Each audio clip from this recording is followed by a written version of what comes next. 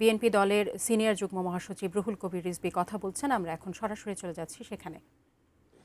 এটা এই বাজার আজকে এখানে আবারও এখানে তার মা, যিনি গণতন্ত্রকে বারবার অন্ধকারের গুহা থেকে উদ্ধার করেছেন, বহুদলীয় গণতন্ত্রকে তিনি নিশ্চিত করার জন্য, উদ্ধার করার জন্য যিনি আজীবন সংগ্রাম করেছেন, যিনি জীবনের শেষ দিন পর্যন্ত নিপীড়ন নির্যাতন ভোগ করেছেন, কিন্তু ন্যূনতম তাকে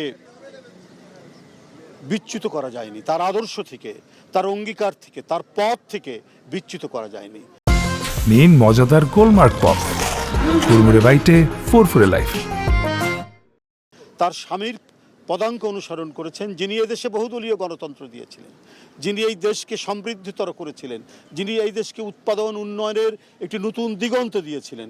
সেই পথ অনুসরণ করে দেশনেত্রী বেগম খালেদা জিয়া কয়েকবার তিনি ক্ষমতায় এসেছেন, ঠিক তেমনিভাবেই তিনি গণতন্ত্র এবং দেশের স্বাধীনতা, সার্বভৌমত্ব এবং উন্নয়ন, এই প্রত্যয়গুলিকেই তিনি বাস্তবায়ন করেছেন।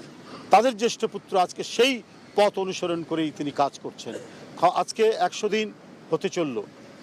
এই 100 দিনের মধ্যে তিনি যে নিরলস প্রচেষ্টার মধ্যে দিয়ে তার নির্বাচনের আগে যে অঙ্গীকারগুলো করেছেন, সেই অঙ্গীকারগুলো বাস্তবায়নে তিনি কাজ করে যাচ্ছেন, দিন রাত তিনি কাজ করে যাচ্ছেন। সেটা কৃষক কার্ড হোক, সেটা ফ্যামিলি কার্ড হোক, সেটা খাল খনন হোক, সেটা এবং ইমাম মুয়াজ্জিমদের ভাতা হোক, প্রত্যেকটি ক্ষেত্রে যে অঙ্গীকারগুলো করেছেন সেই কাজগুলো করছেন। শুধু তাই নয়, দেশের যে কোনো প্রতিকূল পরিস্থিতি, যে কোনো বন্যা, খরা, এই যে সময়টা গেল, এই 3 মাস প্রচণ্ড বৃষ্টি হচ্ছে, সুনামগঞ্জ, সিলেট এগুলো হাওর অঞ্চল ভেসে যাচ্ছে, তিনি সাথে সাথে সেখানকার কৃষকদের জন্য বলেছেন যে 3 মাস তাদের যে খরচ, সেই খরচ সরকারের পক্ষ থেকে বহন করা হবে। এইভাবে নানাবিধ তিনি পদক্ষেপ গ্রহণ করেছেন। তিনি গার্মেন্টস শ্রমিকরা যাতে ঈদের বোনাস সহ বেতন যথাসময়ে পায়, সেই ক্ষেত্রে শুধু তাদের মালিকরা ভূমিকা রাখে না, অনেক সময় মালিকরা বেতন দিতে পারে না, কিন্তু সরকার সেই ক্ষেত্রে সহযোগিতা করেছে। সরকার বিভিন্ন সরকারি ব্যাংক থেকে যে সমস্ত গার্মেন্টস মালিকরা যারা দিতে পারছেন না টাকা, ঈদের বোনাস, তাদেরকে বলে দেওয়া হয়েছে তাদেরকে যেন সহায়তা করে এবং তারা আবার যখন ব্যবসা বাণিজ্য করে সে টাকা ফেরত দেবে।